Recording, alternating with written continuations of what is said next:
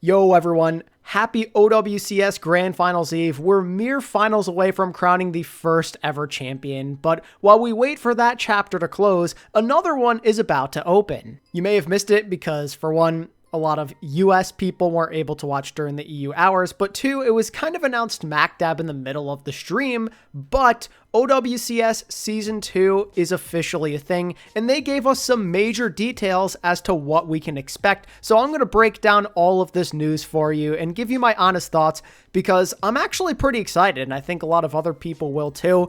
I don't know who was in charge of making these rule changes. I don't know who exactly was a part of it, but all of y'all cooked with this because it's looking pretty promising on paper. So the first thing I want to dive right into is the fact that OWCS is coming back in January with open qualifiers. And right away, that's a big quality of life improvement and something that a lot of people are very happy with. The fact that we're not going to have to go through another dreadfully long offseason. In recent ecosystems between Overwatch League and even leading up to OWCS, it's always felt like that. There haven't been that many main tournaments for these players to compete in. Dreadfully long off seasons, not a lot of opportunities to earn some kind of incentive. It's been really awful, but this is going to help solve that, at least at a top level, which is greatly appreciated. We're not going to have to wait long at all. That means the off season is going to be chaotic. It's going to be quick.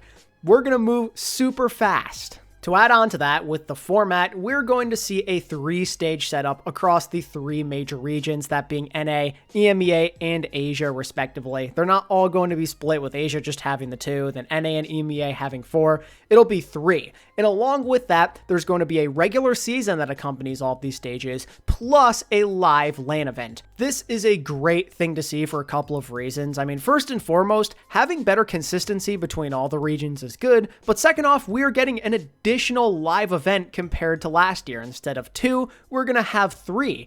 And that's on top of the fact that in Korea and in Asia in general, they will still continue to have their own LAN every single week. All those games are going to be live broadcasted from the same area yet again, it would seem. So that is great. Lots of live action, something that we've missed dearly since the early stages of the Overwatch League. It seems, at least for right now, that NA and EMEA will not have that same pleasure. They'll continue to be online, but never say never, right? You never know where things could go differently in the future. Now, the question I have in terms of the wording they used with regular season is it going to be like what we saw during last year, where it's kind of like everybody in their own respective groups, and then they do some kind of round robin to decide who goes on to the main tournament for those regions? Or is it going to actually be like a regular season format with a set schedule? Accompanying this exciting format change is a new rule, and a big one at that, being the promotion relegation system. Relegation is a word that's been tossed about in Overwatch esports and its ecosystem for years now. A lot of fans have wondered what it could look like, how something like this could be executed, just knowing how crap some teams are. We hear people say, we should just relegate this team for a contenders team all the time, you know? That was a common thing in OWL. Now we get to see something like that actually play out in OWCS, and I'm all for it, man. It keeps things spicy, and it allows for new stories to form as the season goes on. Here's how OWCS explains their promotion and relegation system they plan to incorporate. So the lowest performing teams will have to defend their spots against the scene's up-and-coming talent. In NA and EMEA, that'll happen through the Faceit League. That will serve as your way of having a chance of making it to OWCS through promotion. I'm a big fan of this personally because they've been trying to embrace Faceit League a lot. They've been advertising it heavily. They're even having the main broadcast talent come on to do some of the big games. So this is going to be a way to kind of keep up with that better. It gives you more incentive to watch it and for teams to compete in it in general. This gives us the opportunity to have more of those special out-of-nowhere stories come to light. I think about a team like Virtus Pro. Yes, they did fall short of Stockholm, Sweden, but they were kind of like a mid-season miracle team, and a lot of their success early on leading up to the second half of OWCS actually came in Face It. It just gives a lot of chances, you know? We've seen a lot of teams implode with some special talent. It gives them a chance to find their bearings, find a new team to be a part of, and maybe climb up the ladder, as well as the other stories that could play out with new and upcoming talent we've never heard of. There's a lot of opportunities at play here, and you never know when a mid-season miracle team may come out of nowhere and solidify themselves as one of the top teams. For Asia's relegation, they will have to go through an open qualifier, just like what we saw this year with their format. It's going to be similar, hosted on WaraGG. It's just that you won't have the top teams competing in it, unlike this time. So it gives more opportunities for up-and-coming Korean talent to shine, while getting rid of some of the garbage teams. I can't help but think back at someone like Vesticrew, for example, or think about how Jaehong's team made it there when they didn't belong. Now you could throw those teams right out the window if they're not performing, and replace them with somebody who's at least a little bit more worthy. So I'm liking this as well. Something that's great about a promotion relegation system like this is it gets rid of a lot of the repetitive nature that made the qualifying matches for all of the main regions not all that enjoyable, as it was basically the same thing every time. I especially think of NA and EU, how the top dogs every single stage would have to go through these Swiss stage games that we knew they were going to win no problem, get through these group round robin games that they were going to win no problem. You eliminate that stuff. They get to play in the regular season and most likely in the main events right away without having to go through that stuff yet again. It gives these other teams more of an opportunity to have the light be shined on them, which is awesome. This is a good change. It makes things less boring for us and less boring for the players themselves. Another great thing to see, to the delight of many Australians, is that Australia will now be included in the Pacific region, so we will see them get more of official support in OWCS. There are a lot of complaints about it, and I'm glad they made the correct change. Now, some people are saying that Australia should get its own separate region. Maybe that's a discussion for a different day, but at least now they get a chance in more of an official capacity. Now, some of you may be asking, what about China? They're back with Overwatch. Certainly, they're going to be competing somewhere in Asia, right? Well, as of right now, I'm not seeing any news about China being eligible, unfortunately. I've checked on Twitter and even the official article and videos, but I didn't see anything on China. Maybe I missed it, but it seems like they're not eligible to play still, which means we may be going an even bigger extended amount of time than we thought without China being present in professional Overwatch like they rightfully should. I'm hoping they can explain this to us at some point, logistically, so we know what's going on, because it's going to really suck if these guys aren't included, as they are absolute fan favorites.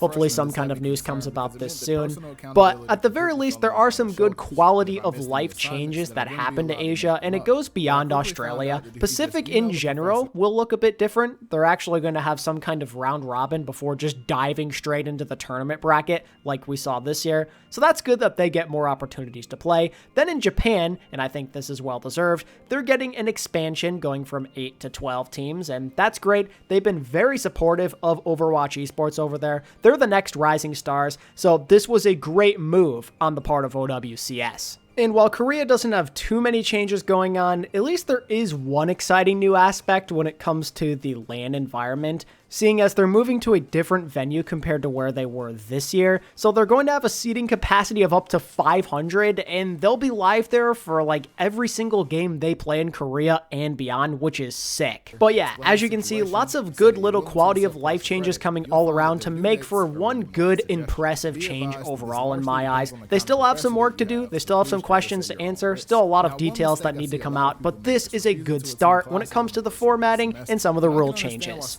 And for us fans, they plan on making things a bit easier to streamline and follow in 2025, which is a big plus for me. That's something that a lot of people felt turned off by. So many people didn't even know when matches were going on, where they were being broadcasted, etc. It was a disaster, and I think it ruined some of the viewership they could have had.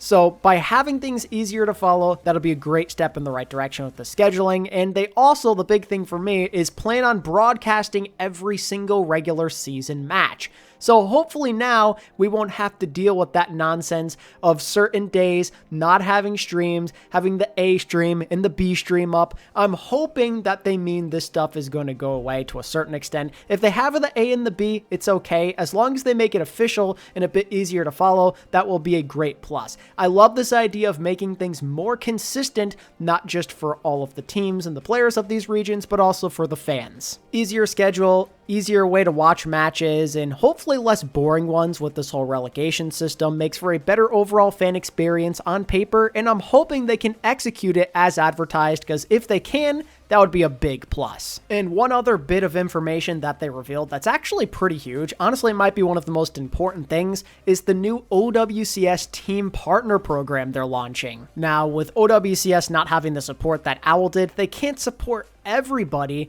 but they're launching this program to support up to 9 teams across NA, EMEA, and Asia. How they intend to do this is by giving these 9 teams some kind of portion of the proceeds from a crowd-funded in-game pack, bundle, and other things that they'll probably provide throughout the stores in the upcoming year. And the goal is to help them establish some kind of stable base on which to build their competitive programs. And this is good if they can deliver here, because most teams did not have such a thing, however you want to interpret that. They didn't have a team facility, they didn't have a livable wage, only a select few did across all the regions, and clearly it was giving them a major competitive advantage. So if some of these teams can get that relief, that could be very helpful with making this league even more competitive. Now, when it comes to applying for this, I don't really know how they'll decide that, and it could be unfair in some way, shape, or form. I'm assuming people are going to find ways to complain about it, so we'll see how that goes, but at least they're trying somehow, right?